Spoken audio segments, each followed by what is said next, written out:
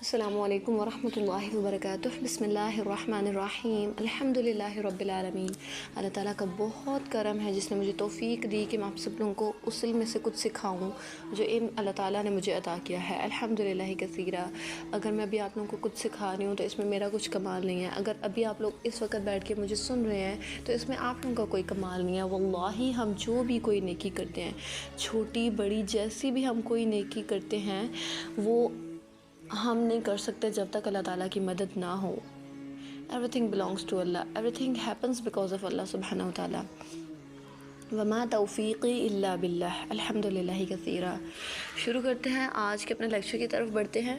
بسم اللہ الرحمن الرحیم۔ آج ہم سیکھیں گے الحمد للہ کے بارے میں، اللہ تعالیٰ کا شکر کیسے ادا کیا جائے اور ہم اللہ تعالیٰ کا شکر کیسے ادا کرتے ہیں، الحمد للہ کا مطلب کیا ہے اور ہمیں کن کن باتوں پر اللہ تعالیٰ کا شکر ادا کرنا چاہیے۔ دیکھیں، قرآن کی جو ترتیب وائز جو صورت ہیں، نزولی صورتیں نہیں، دوسری جب ہم قرآن کھولے تو ہماری جو ہیں پہلی صورت آتی ہے سورۃ الفاتحہ، اور پہلی آیت الحمد للہ رب العالمین۔ تمام تعریفیں اللہ تعالیٰ کے لیے ہیں جو تمام جہانوں کا رب ہے۔ اسکالرز کہتے ہیں کہ الحمد للہ کا مطلب ہے تمام تعریف اور تمام شکر اللہ تعالیٰ کا ہے۔ یہ اس میں صرف شکر نہیں ہے، اس میں تعریف بھی ہے، تمام تعریف اور تمام شکر اللہ تعالیٰ کا ہے۔ اگر ہم ویسے دیکھیں، الحمد للہ کا مطلب ہے اگر تمام تعریف اور تمام شکر اللہ تعالیٰ کے لیے ہے، تو اردو میں شکر اور تعریف کے لیے الگ الگ لفظ استعمال ہوتے ہیں۔ شکر کے لیے شکریہ اور تعریف کے لیے یہ بہت خوبصورت ہے، یا جو بھی الفاظ ہم یوز کر لیں تو دو الگ الگ الفاظ استعمال ہوتے ہیں، لیکن عربک میں ایک لفظ دو معنی دیتا ہے۔ تو اس کے پیچھے کی کیا حکمت ہے؟ مطلب اگر دو لفظ ہوں اردو میں، اگر کوئی کار بہت اچھی ہے تو ہم کہیں گے یہ کار بہت اچھی ہے، اس کا ماڈل بہت اچھا ہے، یہ یہاں سے بہت پیاری ہے، اس کے ٹائرز بہت پیارے ہیں، اور ہم اس کار کی تعریف کریں لیکن ہم اس کار کا شکریہ نہیں ادا کریں۔ اور اسی طرح اگر کسی سے میں پانی مانگتی ہوں، کوئی مجھے پانی دے دیتا ہے تو میں اسے شکریہ ادا کروں گی، جزاک اللہ خیرن، یا پھر شکر کے الفاظ بولوں گی، میں اس کی تعریف نہیں کروں گی۔ اردو میں ہم جس کی تعریف کرتے ہیں ضروری نہیں ہم اس کا شکر بھی کریں، اور جس کا شکر کرتے ہیں ضروری نہیں اس کی تعریف بھی کریں، لیکن عربک میں جب ہم اللہ سبحانہ وتعالیٰ کا شکر کرتے ہیں تو شکر کے ساتھ ساتھ ہم تعریف بھی کرتے ہیں، اور ایک ہی لفظ سے الحمدللہ، ایک ہی لفظ میں یہ دونوں مطلب سما جاتے ہیں۔ اسکالرز کہتے ہیں کہ الحمد ایسی تعریف ہے کہ جس کی تعریف کی جا رہی ہے وہ مستحق ہے، وہ حقدار ہے اس چیز کا کہ اس کی تعریف کی جائے۔ اللہ تعالیٰ نے جتنی بھی چیزیں بنائی ہیں، جتنی بھی چیزیں، ایچ اینڈ ایوری تھنگ، سبحان اللہ، بہت بہت ہی بہترین، بہت ہی بہترین، بالکل پرفیکٹ۔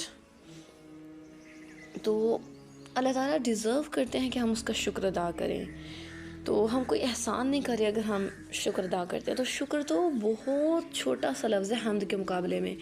الحمدللہ کے شکر سے مراد ہے کہ اے اللہ، اگر تو نے مجھے کچھ دیا یا نہیں دیا، اگر میں ایگزسٹ بھی نہ کرتی نا تو بھی تیرا شکر ہے، تو بھی تیری تعریف ہے۔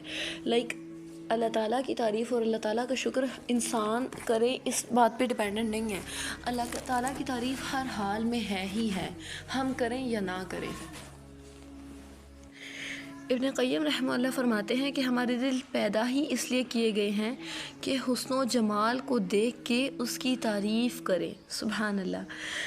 اور انہوں نے فرمایا کہ جس کی مخلوق ایسی ہے کہ اس کی تعریف کیے بغیر رہا نہیں جاتا تو وہ رب کیسا ہوگا، سبحان اللہ۔ اللہ تعالی ہم سب کو اپنا دیدار نصیب فرمائے، آمین ثم آمین، عافیت کے ساتھ۔ اچھا، الحمدللہ سے مراد ہے کہ انکنڈیشنل، الٹیمیٹ تعریف، الٹیمیٹ شکر اللہ تعالیٰ کے لیے ہے، آل کائنڈ آف، مطلب ہر طرح کا شکر اللہ تعالیٰ کے لیے ہے، ہر طرح کی تعریف اللہ تعالیٰ کے لیے ہے، اور اللہ تعالیٰ کی تعریف کیا کریں، اللہ تعالیٰ کا شکر ادا کیا کریں محبت کے ساتھ، تعظیم کے ساتھ۔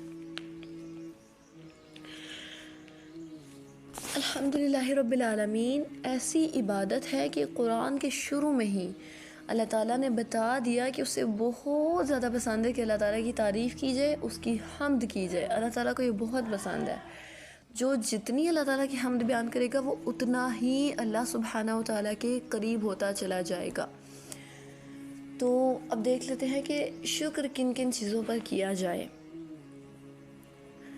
ہمیں لگتا ہے کہ جب ہمیں نعمت ملے تب ہمیں شکر کرنا چاہیے، اور ہمیں تو یہ بھی نہیں پتہ کہ نعمت کیا ہے.